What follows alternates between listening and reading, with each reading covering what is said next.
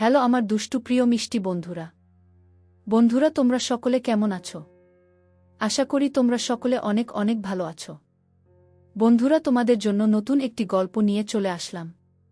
বন্ধুরা গল্পটি শেষ পর্যন্ত দেখলে আপনাদের দাঁড়িয়ে যাবে, আপনারা হাতের কাজ করতে বাধ্য হবেন। চলুন বন্ধুরা কথা না বাড়িয়ে গল্পটি শুরু করি। দিন পেরিয়ে বিকাল হল। রুমের মাঝে বসে বসে মিষ্টিকে নিয়ে খুঁটিনাটি টুকটাক করছি। এর মাঝে হঠাৎ আমান এলো। মেঘ বাইরে যাচ্ছি, 2 ঘন্টার মধ্যে ফিরে আসব, তুমি থাকো, বাবা ও নেই, অফিসে গেছে কাজে, আমি জলদি ফিরে আসব। কথাটা বলে আমার কপালে চুমু দিয়ে বেরিয়ে গেলেন। আমি ওনার যাওয়ার দিকে তাকিয়ে রইলাম। তারপর মিষ্টির দিকে তাকালাম। আমার সাথে আজ তুই যাবি মিষ্টি, আজ আমরা হয়তো কোনো বড় সত্যির মুখোমুখি হব। জানিস মিষ্টি, ওকে না খুব ভালোবেসে ফেলেছি, আমি চাই না এমন কিছুর মুখোমুখি হতে যাতে আমার ভালোবাসার মধ্যে কোনো বড় বাধা আসুক। মিষ্টি আমার দিকে তার মায়াবী চোখ দুটো নিয়ে তাকিয়ে আছে। পশুপাখি হয়তো কথা বলতে পারে না, কিন্তু চোখের ভাষা বুঝে। আমি মিষ্টিকে একটা ব্যাগে নিলাম। সাধারণত এ ব্যাগগুলো বিড়ালেরই। এ বাড়িতে আগে একটা বিড়াল ছিল, আমান ওর জন্য এই ব্যাগটা কিনেছিল। আজ আমি মিষ্টিকে ওটার মধ্যে নিয়ে শাড়ি পাল্টে 3 পিচ পরে নিলাম। আর মিষ্টির বাসায় লুকানো সেই ছবিটা আমার পার্সে নিয়ে নিলাম। তারপর বাসা থেকে সোজা ভার্সিটির উদ্দেশ্য রওনা দিলাম। রিকশা করে সোজা ভার্সিটিতে পৌঁছে গেলাম। সেখানে গিয়ে সোজা লাইব্রেরিতে। যা ভেবেছিলাম তাই, মালি দাদা ওখানেই আছে। আমাকে দেখে উনি কিছুটা অবাক হল। মা, তুমি এখন এখানে? হ্যাঁ দাদা, আমি এখানে। সেদিন হলো কি, পেছন থেকে কেউ ডাক দিল, সেই ডাক শুনতে গিয়ে দেখি তুমি নেই। মা, কই গেছিলে? সেদিনের কথা বাদ দেও, এটা দেখো তো। আমি পার্স থেকে ছবিটা বের করলাম। কি এটা? দেখো তো, এটাই কি সেই স্যার? দাদা হাত থেকে ছবিটা নিলেন। ভালো করে কিছু সময় তাকিয়ে রইলেন। দাদা বলো। মনে মনে আশা করছিলাম যেন দাদা বলেন না, কিন্তু আমার সমস্ত আশায় পানি দিয়ে দাদা বলল, হ্যাঁ। এই মুহূর্তটা সব থেকে খারাপ বলে মনে হচ্ছে আমার। পুরো পৃথিবীটাই উল্টো মনে হচ্ছে। যা সন্দেহ করছি তার 5-0 ঠিক হল। বাকি 5-0 ঠিক হলে ভাবতেই মাথা ঘুরছে। মা, তুমি ঠিক আছো? দাদা, বাসায় যেতে হবে, ভালো থেকো। কিন্তু কি হয়েছে সেটা তো বললে না। আর এই ছবিটা বা তুমি কই পেলে? তেমন কিছু না গো, ভালো থেকো, দাদিকে সালাম দিও। কথাটা বলে বেরিয়ে গেলাম। হাঁটার শক্তি হারিয়ে যাচ্ছে। কি করব কি না করব কিছু বুঝতে পারছি না। আমান নয় এটা। মানে এই ভার্সিটির প্রফেসর নয় আমান। আমান তার নামের সাথে মিল এমন কোনো প্রফেসরের জায়গায় নিজেকে বসিয়েছে। কিন্তু কেন? সব কিছু প্রশ্ন হয়ে ঘুরপাক খাচ্ছে। কে আমান? কি ওর পরিচয়? কিছুটা সময় একটা জায়গায় বসে থাকলাম। মাথাটা ঘুরাচ্ছে। তারপর উঠে রওনা হলাম। বাসায় পৌঁছাতে হবে জলদি, আমানের আসার আগে। দৌড়ে রিকশায় উঠলাম। যত দ্রুত সম্ভব বাসায় পৌঁছালাম।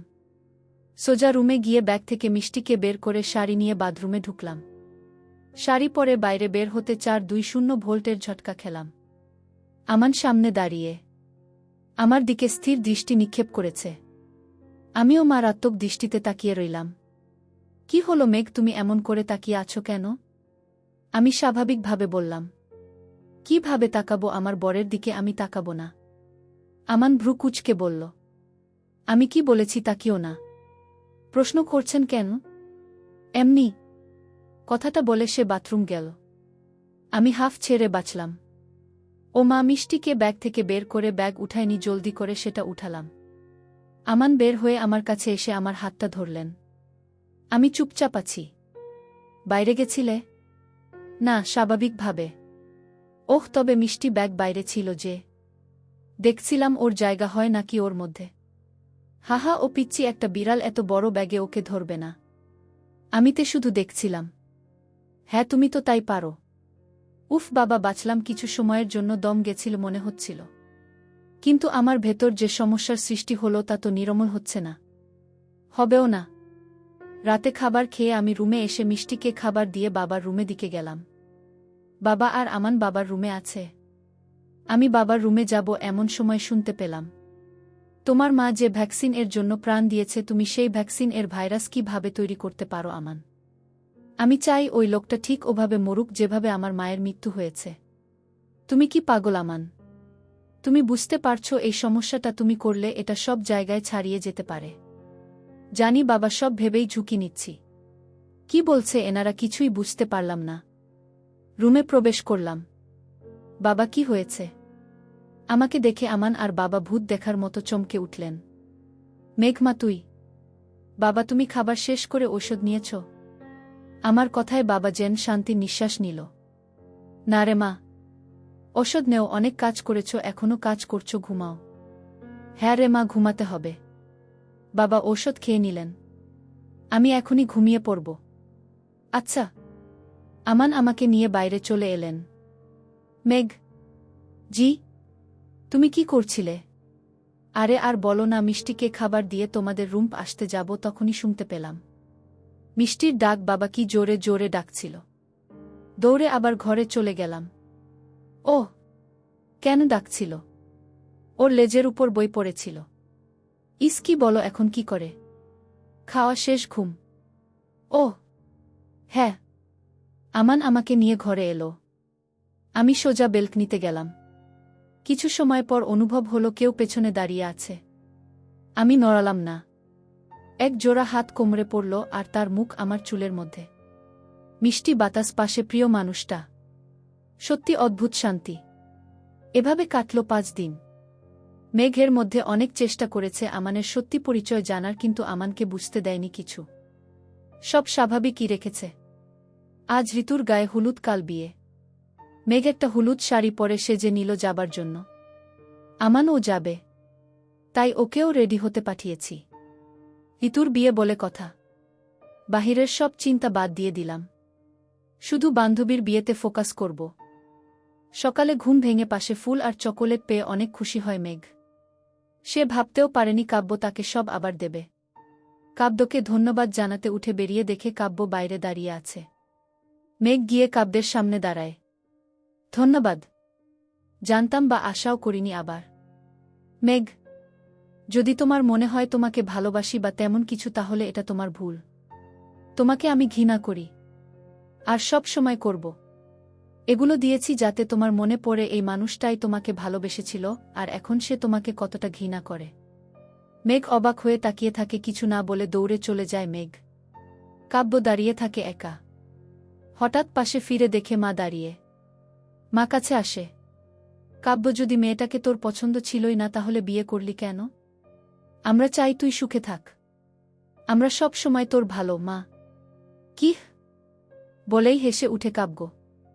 আমার ভালো? মা, মনে পড়ে মাঝে মাঝে সকালে এমন কিছু খাবার হতো যা আমার ভালো লাগতো না। তখন অন্য খাবার দেয়ার বদলে না খাইয়ে রাখতেন। বেকার বলে কম কথা শুনিনি। প্রতিবার আমাকে অপ্রয়োজনীয় ফিল করাতে আপনারা একটু সুযোগও ছাড়েননি। আমার ভালো? প্লিজ, আমি যেমন আছি ভালো আছি। আমাকে নিয়ে ভাবতে হবে না। বলেই কাব্য বেরিয়ে যায়। আগে হলে হয়তো সবার অনুভূতি বুঝে কথা বলতো, কিন্তু এখন কারো অনুভূতি বুঝতে চায় না কাব্য। তার খারাপ সময় শারীরিক মানসিক দুইভাবেই কষ্ট দিয়েছে পাশের মানুষগুলো। বাইরে থেকে সবাইকে ক্ষমা করলেও মাঝে মাঝেই কথাগুলো মনে পড়ে। তখনই সবাইকে কেমন একটা পর মনে হয়। রাস্তায় এসে একটা মোড়ে দাঁড়ায় কাব্য। কিছু ভালো লাগছে না। এইদিকে রুমে বসে মুখ বালিশে চেপে কান্না করছে মেঘ। সত্যি তো, সে তো কাব্যকে কষ্ট দিয়েছে। তাহলে কাব্য আবার কেন ভালোবাসতে যাবে? সে তো ক্ষমাও চায়নি। না, ক্ষমা চাইতে হবে। মেঘ উঠে দাঁড়ায়। কাব্য কোথায়? আজ ইসে ক্ষমা চাইবে। মেঘ উঠে ঘর থেকে বের হয়। সারা বাড়িতে কাব্য নেই। মেঘ রাস্তায় বের হয়। কাব্য ফ্রি সময় পার্কে যায়। এখন ও হয়তো সেখানেই গেছে। মেঘ সেদিকে হাঁটা ধরে। এদিকে কাব্যের পাশে বসে আছে নিশি। কিছু বলবে নাকি চুপচাপ বসেই থাকবে? নিশি, কি বলবো কাব্য?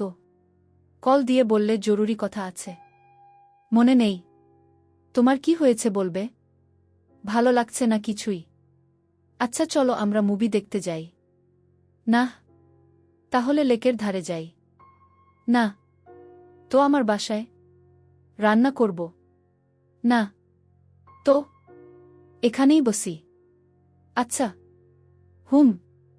হুম। নিশি। বলো। ধন্যবাদ খারাপ সময়গুলোতে আমার পাশে থাকার জন্য। ধুর বোকা। হুম, সত্যি ধন্যবাদ। তোমার জন্য সব পারব। কাব্য না বোঝার ভঙ্গিতে তাকায়। হিহি, এই জানো। কি? কিছু না। পাগল হলে? হ্যাঁ। এই না পাগলি। হুম। কাব্য। বলো। বিরিয়ানি খাবে? পরে। চুমু? কি? চা? না। হিহি। কাব্যের মন ভালো করতে নিশি অনেক রকম চেষ্টা করতে থাকে। এইদিকে রাস্তার এই পারে মেঘ এসে দাঁড়িয়েছে। দূর থেকে দেখা যাচ্ছে কাব্য আর নিশি বসে আছে। মেঘের রাগ হয়। মেঘ দ্রুত রাস্তা পার হয়। জানো, একটা নাটক করব পরের সপ্তাহ। ডায়ালগগুলো বলতে কেমন যেন লাগে বিয়ের প্রস্তাব টাইপের। নিশি। ও, ভিডিও করবা? কাব্য। হুম। কি ডায়ালগ শুনি? হাসবা না কিন্তু। আচ্ছা। ঠিক তখনই মেঘ কাব্য আর নিশির কাছাকাছি চলে আসে। কাব্য, তোমাকে বলবো বলবো ভেবেও বলা হয়নি। বলা হয়নি কতটা ভালোবাসি। যতবার তোমার কাছে আসি তোমার চোখের চাহনিতেই বাধা পড়ি। তোমাকে এত কিভাবে ভালোবেসে ফেললাম জানি না নিজেও। শুধু জানি ভালোবাসি, ভালোবাসি, ভালোবাসি। বিয়ে করবে আমায়? নিশি কাব্যের হাত ধরে। হ্যাঁ, দুষ্টুমি করে বলে কাব্য। নিশি হেসে উঠে। এইদিকে এসব শুনে মেঘ থমকে যায়। তার যেন পায়ের তলার মাটি সরে গেছে। চারদিকে কেমন একটা পরিবেশ হয়ে গেছে। মেঘ আর এগোনোর সাহস পায় না। এখন ক্ষমা চেয়েও লাভ কি? কাব্য এখন নিশির। ভাবতে ভাবতে আনমনে হাঁটতে থাকে মেঘ। রাস্তা পার হবার সময় তার খেয়াল নেই কিভাবে হাঁটছে। একদিকে কাব্য আর নিশি একটা রিকশায় উঠে। আর মেঘ যখন রাস্তার মাঝে তখনই মেঘের দিকে ছুটে আসে একটা বিশাল ট্রাক। নিশিকে নিয়ে একটা রেস্টুরেন্টে বসে কাব্য। যাই বলো, এমনভাবে বললে ছেলে রাজি না হয়ে দৌড়ে পালাবে। হা হা। কাব্য। হ্যাঁ, আমিও তাই ভাবছি। নিশি। তুমিও না? তখনই কল আসে। দাঁড়াও। কাব্য কল রিসিভ করে। হ্যালো মা। কি? কিভাবে? কোন হাসপাতালে? কাব্য।